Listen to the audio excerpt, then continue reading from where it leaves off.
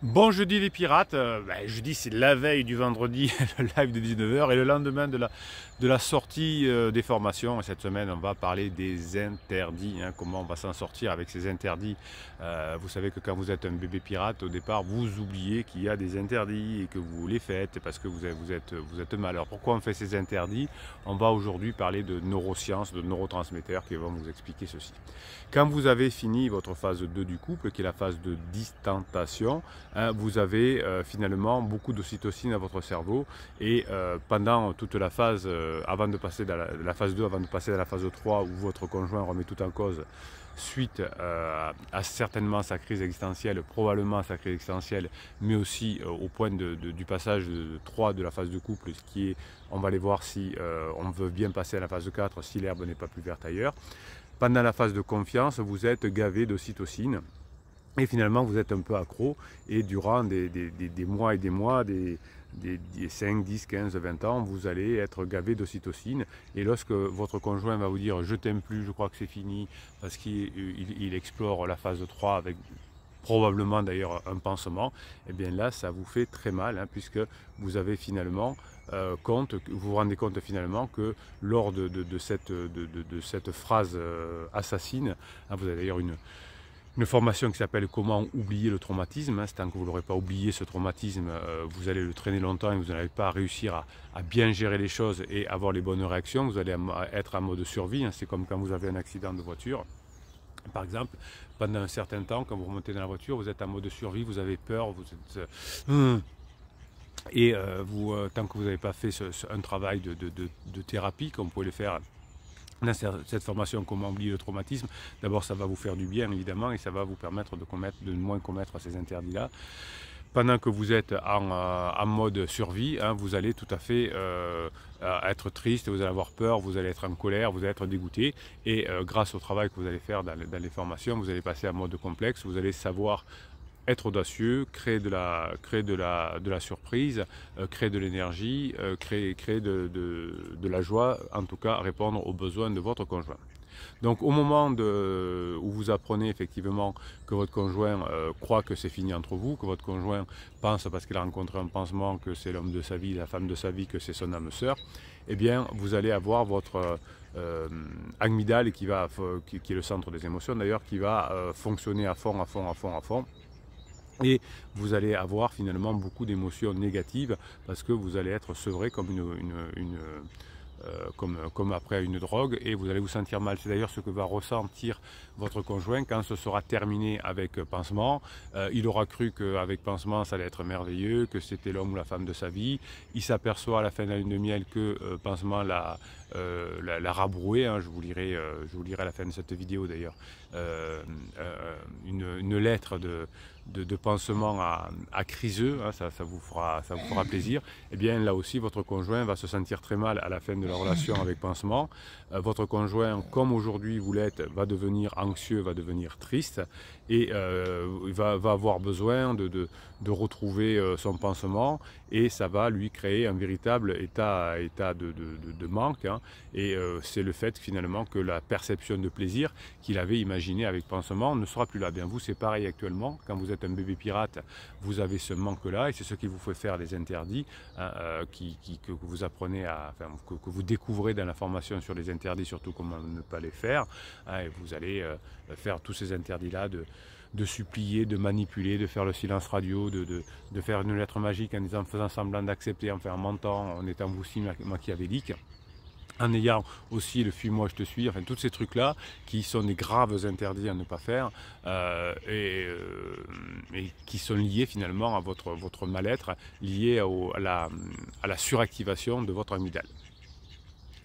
Le désir que vous avez toujours pour votre conjoint, mais il n'y a plus le plaisir parce que votre conjoint pour l'instant ne peut pas vous le donner, il vous le redonnera quand vous aurez réappris à susciter le désir, hein. C'est encore une formation qui s'appelle Comment ressusciter le désir chez votre conjoint. Si vous ne savez pas le faire, vous pouvez pas ça ne peut pas se deviner, hein, quand vous êtes notamment mal parce que votre conjoint est pas bien.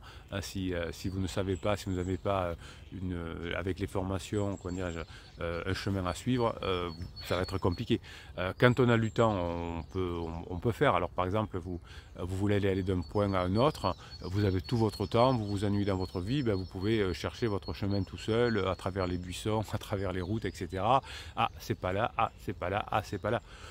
Quand votre conjoint est en crise, si vous attendez trop longtemps pour faire bien les choses, vous risquez de perdre votre conjoint. Si vous attendez 3-6 mois, votre conjoint aura dit il n'a rien compris, il n'a pas changé, moi j'ai trouvé quelqu'un d'autre, je m'accroche à pansement, il a fait des interdits, il a fait son silence radio au début, il a fait il m'a pris pour un jambon en me faisant mon film moi je te suis, mon lifestyle, là, vous savez, il a cru que ça allait marcher de mettre des photos où il était bien avec des copains en train de boire des coups, je ne sais quoi, il a voulu me manipuler, elle a voulu me manipuler. Donc ça va s'éloigner. Donc vous n'avez pas non plus énormément de temps pour chercher votre chemin au hasard. Si vous avez un GPS par exemple, vous allez aller beaucoup plus vite d'un endroit à l'autre et vous allez même optimiser. Eh bien les formations c'est ça. C'est le GPS qui va vous aider à aller plus vite à l'endroit. Vous pourriez trouver, hein, à force de lire des bouquins, j'avais un client l'autre jour qui me disait j'ai attaqué les 900 pages de Goleman, un écrivain qui travaille sur les couples. Ben oui, mais quand vous aurez passé 15 heures, 20 heures à lire les 900 pages, et encore, enfin oui, vous aurez peut-être passé 20 heures, je ne sais pas si vous lisez vite, mais comme vous allez pouvoir lire après le travail, 30 minutes le soir, etc., ça va durer tellement longtemps que non seulement vous n'aurez pas le temps de le mettre en place, parce que quand vous serez au bout de la 50e heure de travail pour lire le bouquin, vous ne vous souviendrez plus ce qu'il y avait au début, et donc c'est inefficace. Les ouvrages peuvent vous aider évidemment, mais pas en mode urgence. Là il faut quand même y aller un peu plus vite. C'est pour ça qu'il y a des formations qui sont très ciblées. Ce n'est pas des formations qui durent 50 heures et qui coûtent 3000 €, c'est des formations qui durent toutes 2h30 et qui sont ciblées sur un projet que vous avez envie d'apprendre et que vous allez pouvoir étudier pendant que vous faites autre chose, pendant que vous faites votre ménage, pendant que vous allez travailler, pendant que vous êtes en transport en commun, pendant que vous faites votre sport. Vous écoutez et vous réécoutez jusqu'à ce que vous soyez bien. Et si vous êtes bien, ça peut fonctionner. Donc pendant la crise, avant la crise, pendant la phase 2, votre cerveau s'est habitué à avoir un niveau d'hormones de plaisir, hein, qui est important, et d'un seul coup, il va y avoir une chute, vous allez vous sentir mal, et d'ailleurs il y a les cardiologues qui peuvent appeler ça le syndrome du cœur brisé, c'est-à-dire qu'on active tellement d'émotions que ça peut fragiliser les cœurs et donner des troubles cardiaques dans le cerveau.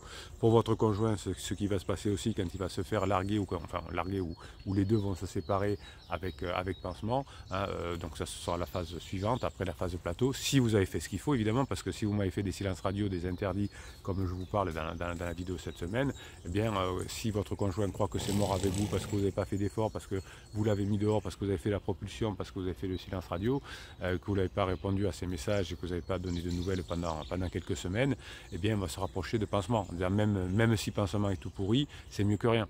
C'est-à-dire que si vous êtes au top et que vous améliorez, que vous êtes vers le haut de la pyramide, et quand votre conjoint va choisir entre pansement tout pourri et vous qui êtes en haut de la pyramide, grâce aux formations notamment, parce que vous serez remis en cause, parce que vous serez devenu audacieux, eh bien la question sera vite répondue, comme disait l'autre, Jean-Pierre, la question sera vite répondue, eh bien, je m'emprunterai de revenir avec le pirate, et ça m'évitera d'avoir ces troubles cardiaques, ce syndrome du cœur brisé comme vous avez aujourd'hui. Donc la formation sur oublier le traumatisme, hein, va vous aider à limiter ces troubles cardiaques. Donc ces troubles cardiaques ils vont être liés à votre cerveau, à votre façon de réagir, hein, et c'est essentiellement le circuit de la mémoire émotionnelle qui va réactiver, hein, qui va vous faire remémorer tous les bons moments qui sont bien passés avec votre partenaire, et ça va vous faire mal. Et votre partenaire, lui, pendant sa crise, votre conjoint, votre partenaire, va se rappeler des mauvais moments. Et c'est pour ça que vous n'entendez plus. Donc à partir du moment où vous êtes un pirate et que vous savez que votre cerveau va vous axer que sur les bons moments, et alors qu'il y en avait des mauvais, et que votre partenaire va s'axer sur les mauvais moments alors qu'il y en a eu des bons, et bien finalement, hein, vous allez vous disputer, vous allez commettre des interdits et vous allez vous éloigner peu à peu.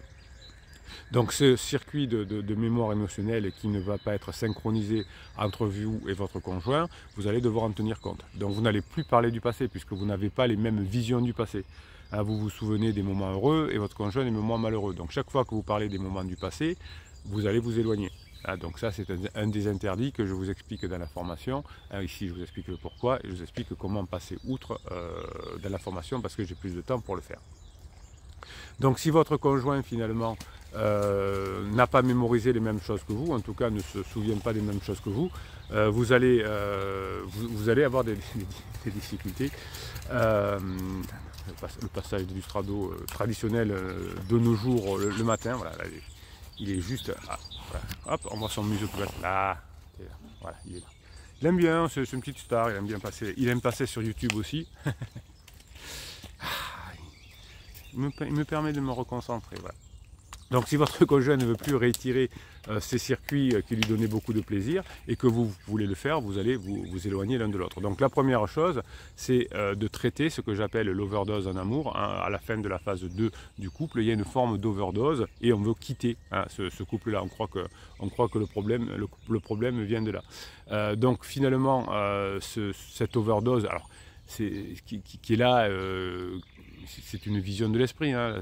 Ça n'existe pas vraiment, c'est comme le désamour, hein. Si vous avez votre psy de quartier qui vous explique que le désamour après 5, 10, 15, 20 ans, il faut dire merci, au revoir, si vous voulez vous lui laissez le liquide, parce que généralement les psys aiment bien le liquide, et vous partez en courant, ou vous déposez pas le liquide si vous voulez. Donc finalement, donc à la fin de la phase 2 de votre couple, vous allez commettre des interdits parce que votre conjoint, lui, a une forme d'overdose, hein, c'est-à-dire qu'il lui manque de la dopamine dans votre conjoint avec vous et il va aller le chercher avec notre conjoint, avec un pansement. Évidemment, ça va pas fonctionner.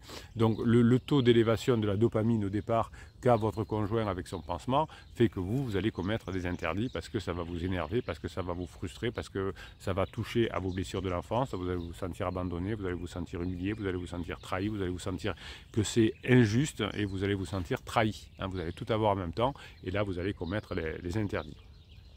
Donc, face à une séparation, quand on est au début, on commet des interdits, et quand on est au début, pour votre conjoint qui veut aller vraiment vers l'extérieur, si vous mettez une propulsion, bien la personne va partir. Hein. Je vous rappelle rapidement qu'il y a deux énergies dans le couple, la propulsion et l'attraction. Votre conjoint est attiré vers l'extérieur, hein, mais c'est l'attraction, mais cette force d'attraction pour partir n'est pas suffisante si vous ne mettez pas de propulsion. Je vous donne un autre exemple, parce que tout ce que je vous dis ici fonctionne dans tous les domaines de votre vie. Hein. Quand on vous donne un conseil, quand vous avez un capitaine qui vous donne un conseil, vérifiez toujours que ça s'applique dans la plupart des moments de la vie. Si ce n'est pas vrai, ne le faites pas. Par exemple, le silence radio, ça ne marche nulle part. Imaginez qu'un client vous dise mais moi je ne sais pas si je vais continuer avec votre entreprise parce que j'ai une proposition de notre fournisseur, eh bien vous n'allez plus lui répondre à ses mails, vous n'allez plus répondre à ses appels, vous n'allez plus l'appeler. Qu'est-ce qu'il va faire? Il va aller voir, notre fournisseur qui lui fait les yeux doux, évidemment. Comment ne peut-on imaginer ça? Donc vous avez bien compris que ça marche tout le temps. Donc ce que je vous dis là, ça va fonctionner aussi. Donc finalement, quand votre conjoint est là, qu'il est à fond et que finalement il a un besoin naturel d'aller ailleurs, vous, pour chercher la dopamine, vous, si vous le saoulez, hein, si vous lui mettez une overdose, eh bien finalement vous n'allez pas pouvoir vous rapprocher. Donc lorsqu'il y a une séparation, il va y avoir comme un simple filtre, on va développer un filtre d'amour et finalement vous allez avoir une substance qui va toucher toutes les clés chimiques de votre cerveau et finalement toutes ces fameuses serrures qui les reçoivent vont être perturbées. Donc vous allez être perturbé d'une certaine façon vous et votre conjoint de la façon inverse. C'est pour ça que vous faites des interdits, vous ne vous comprenez plus à ce moment-là. Vous êtes en manque de votre conjoint et votre conjoint veut aller ailleurs. Donc par rapport à mon exemple de la propulsion d'attraction, imaginez que vous ayez un projet dans votre monde professionnel de créer une entreprise par exemple, mais que ça se passe très bien dans votre boulot, que votre patron soit sympa, que vos collègues aussi, et que vous soyez bien payé. Vous n'aurez pas assez d'énergie pour monter votre entreprise. Si votre patron est un vrai imbécile, si le marché fonctionne mal, si vos collègues de bureau vous font la misère, eh bien donc la propulsion, vous aurez évidemment intérêt à partir. C'est comme ça. Donc vous allez bien retenir ça, tous les conseils qu'on vous donne, est-ce que c'est applicable partout? Et les conseils que je vous donne ici sont applicables partout, évidemment. Donc la règle des interdits, hein, vous allez pouvoir les appliquer partout. La règle de la propulsion, partout. Hein. Donc finalement, la plupart des drogues, hein, qui peuvent susciter l'envie d'entrer en relation, c'est très artificiel pendant la lune de miel.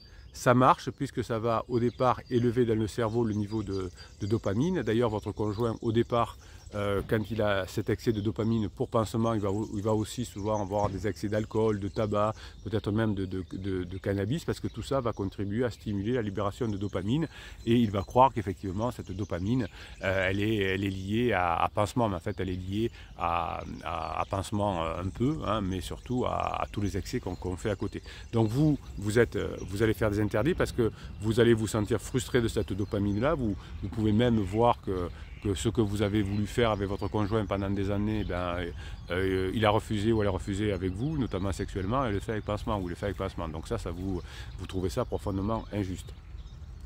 Donc finalement, cette libération de dopamine, qui est liée aussi aux excès souvent d'alcool, de sortie ou de choses comme ça. Alors c'est pas tout le temps, hein, tout le monde n'a pas besoin pendant sa crise effectivement de sortir, de fumer, de boire, etc. On peut pendant sa crise se renfermer sur soi. En fait, la crise existentielle, souvent, elle ne fait qu'enlever des barrières. Donc si j'ai vraiment besoin de me recroqueviller sur moi et que je n'osais pas le faire, je vais le faire. Si j'ai besoin de faire la fête, de sortir, ça va accélérer tout, ça va rendre tout plus important. Des fois vous me dites en entretien, vous me dites « Ah mais mon mari ou ma femme, elle sort pas beaucoup finalement avec pansement ». Ben non, c'est parce que certainement vous voulez plus d'intimité. Vous voyez, c'est juste plus grand. Donc finalement, quand le circuit désir-plaisir est activé chez votre conjoint, lui, il va aller effectivement se rapprocher de ce que lui amène le désir et le plaisir. Et comme vous le saoulez, vous pleurez, vous critiquez, vous le manipulez, vous faites des silences radio et vous ne donnez pas de plaisir, eh bien on va se rapprocher de la personne. Et donc c'est ce qui va vous faire en sorte ensuite à faire ces interdits parce que vous êtes mal conseillé avec le silence radio par exemple, et qui va faire que vous allez vous éloigner. Donc finalement, la libération de la dopamine, hein, va faire que cette libération va ensuite activer fortement la libération de sérotonine chez votre conjoint. C'est une hormone qui est libérée lors de la perception du plaisir, et finalement votre conjoint a cette espèce d'orage pendant un certain temps qui va vous faire les bêtises, hein, les interdits que vous avez. Donc vous allez bien bosser sur vous pour ne pas faire ces interdits pendant la partie orage de votre conjoint, pendant la partie dopaminique, pendant la partie sérotonine, qui vont être ciblées vers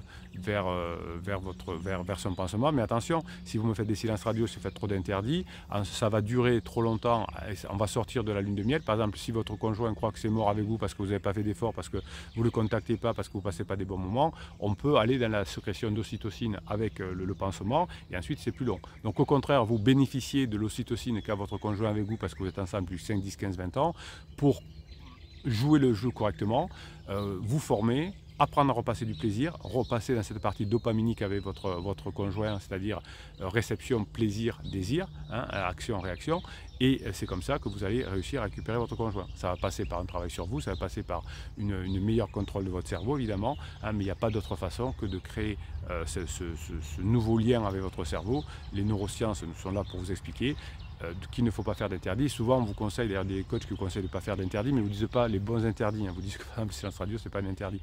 Oui, hein, vous avez compris aujourd'hui pourquoi, hein, parce que si votre conjoint a un désir, plaisir vers quelqu'un d'autre et que vous disparaissez, eh bien il va continuer ce plaisir, désir qui va être d'abord la dopamine qui va se transformer en sérotonine et puis en ocytocine, et là c'est compliqué, hein, puisque si elle sait que vous n'êtes plus sur le marché, que vous ne faites plus ce qu'il faut, eh bien elle va se rapprocher de son pansement. Allez, je vais vous lire un petit texte que vous avez proposé sur votre Facebook. Le groupe Facebook éviter le divorce, éviter la séparation, récupérer son ex. On va lire sans donner trop d'informations, hein, ce qu'un pansement a écrit un criseux. Alors voilà ce qu'un pansement ou un ex-pansement a écrit à criseux. Désolé pour ce qui s'est passé, je ne voulais pas en arriver jusque-là, ça n'allait plus dans mon couple. ça n'allait plus dans votre couple. Ça peut arriver à tout le monde, on est humain certes, mais ce n'est pas une raison. Mais quand une femme n'a plus ce qu'il faut à la maison, c'est-à-dire un homme qui passe son temps au travail, qui lui parle comme un chien, qui s'en fiche de tout, ce qu'elle dit et ce qu'elle fait. Donc là, vous voyez que Pansement critique son mari, qu'il ne s'investit plus dans le couple et que l'autre partie avec qui c'est exactement pareil dans son couple, que ça ne vaut plus ou qu'il n'a plus ce qu'il faut, eh bien il arrive ce qui est arrivé. Bon, voilà, donc les deux étaient on va explorer, voir si c'est bien ailleurs. Donc non pas pour recréer un nouveau couple, hein, mais pour compenser que ça ne va pas dans son propre couple. Là, c'est bien expliqué par Pansement. J'en suis encore désolé, je n'ai ni haine... eh bien, il arrive ce qui est arrivé. Je pensais que tu pourrais comprendre si ça t'arrivait. J'en suis encore désolé. Je n'ai ni haine contre toi, ni haine du tout. Continuez votre chemin ensemble, même si ce n'est pas mon choix, mais je vous le souhaite. Alors, tu n'auras plus de nouvelles de moi et tu ne pourras plus m'écrire. Je t'ai bloqué alors, oui, je t'ai bloqué partout et tu ne pourras plus m'écrire et je donne ma démission dans les semaines prochaines. Je veux que tout s'arrange dans les deux sens, que ce soit avec, bon, je cache le prénom ou dans mon couple, on va dire dans mon couple ou dans le tien, hein. On a chacun notre vie, vous avez vos loulous et moi j'ai ma fille, je regrette énormément tout ça, je n'ai aucune envie d'avoir une histoire avec toi ou autre, bonne soirée encore désolé, tu acceptes ou non c'est comme tu veux, mais moi je suis sincèrement désolé et ce n'est pas des paroles en l'air. Voilà. Donc voilà comment finit généralement Pansement et Criseux, vous avez une formation complète pour expliquer la relation Pansement-Criseux et comprendre tout ça, hein, elle est très importante celle-là. Alors ce que Criseux avait répondu, c'était disponible pour qu'on s'appelle, qu'on en discute tous les deux. Mais sans personne, quand on aura un moment, je veux bien, ça me ferait du bien. Donc vous voyez, ça me ferait du bien. Donc à la fin de la relation entre Pansement et Criseux, eh bien ça va très mal, hein, entre eux évidemment. Il y a autant de souffrance entre Pansement et Criseux à la fin, de part et d'autre, que vous avez aujourd'hui, certainement vous, avec votre conjoint, qui vous a fait commettre tant d'interdits. Allez, Bruno Marchal, il vous dit, je vous laisse aller voir cette formation sur les interdits, vous allez vous régaler. Bruno Marchal, il vous dit, passez la journée que vous méritez. Hop! C'est extraordinaire. Dès que je commence à dire cette phrase, le cheval il a compris que je vais le rentrer dans son paddock et lui donner à manger. C'est pas bien ça. Allez, Bruno Marchal, il vous dit, passez la journée que vous méritez. Il a entendu?